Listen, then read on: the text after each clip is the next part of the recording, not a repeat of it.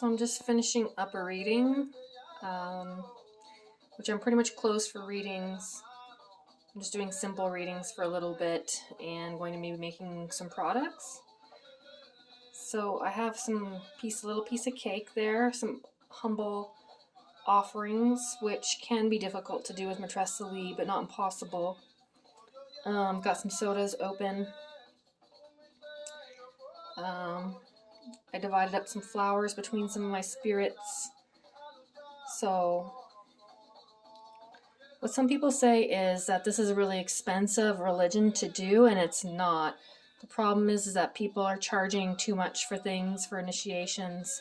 And although if you're meant to do, or you do initiations, it can be expensive to get in, but to practice should be fairly inexpensive. For example, just placing an apple, a banana, and an orange. I just removed some pears here because Metresili likes the pears, or she'll also take, and some of the Metresses will take some, the cool spirits will take green grapes. But just these three simple fruits are considered cooler fruits, and most of the Rada spirits will take it. So leaving something like just these fruits on your altar is really good enough. You know, you're just venerating them if you're not asking for a bunch of things, and it's just food that they can have on a more regular basis. The other thing is we have something called a dry plate, which is basically not wet, wet meaning blood. So we have a plate of, has a few dried things in it, and I'm not going to tell you exactly because that's something I would more tell people, once you are more, actually initiated into Sansei or something. But what we do is, I'll let you guys know, is besides the fruits, something that you can give, and also I'm saying that you're venerating and giving these things respect.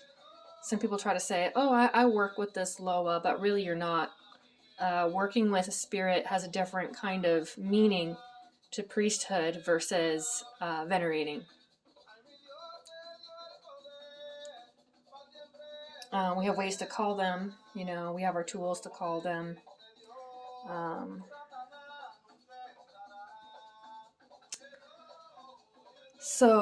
Yeah, I have this unsalted toasted corn from Trader Joe's, which is kind of a cheat because it is toasted corn. It is unsalted, but I did not toast this myself. And also, you have to be careful if you toast this in palm oil, then certain mysteries won't take it as well. So this is corn and corn oil. You can sprinkle this around your altar, or say some cornmeal, or say some like toasted coconut chips or something. I've got a few scattered along down here, you can see. And that's kind of the same idea of, I've just been giving this away. Some people have been ordering some stuff, or just for samples or something. It's the same kind of idea, like, sprinkling it around for prosperity, but it's also feeding the spirits too. So I hope I opened you guys' eyes to the fact that, a lot of people say, I can't afford that, or I see people cooking big, plates of food for the spirits. Well, yeah, maybe on their feast dates, a couple times a year, or, people coming together to give a big thank you for something big, or, then we start getting into, doing more expensive things like paying for drummings or whatnot, or coming through with something expensive.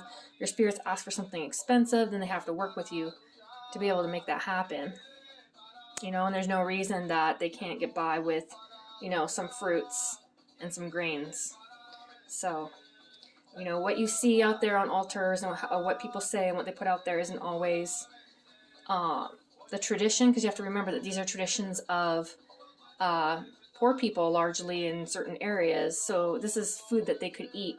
And so it's a big sacrifice to put, a few fruits and put some grains around, or, to be able to buy fresh flowers in the winter is a bit of a luxury,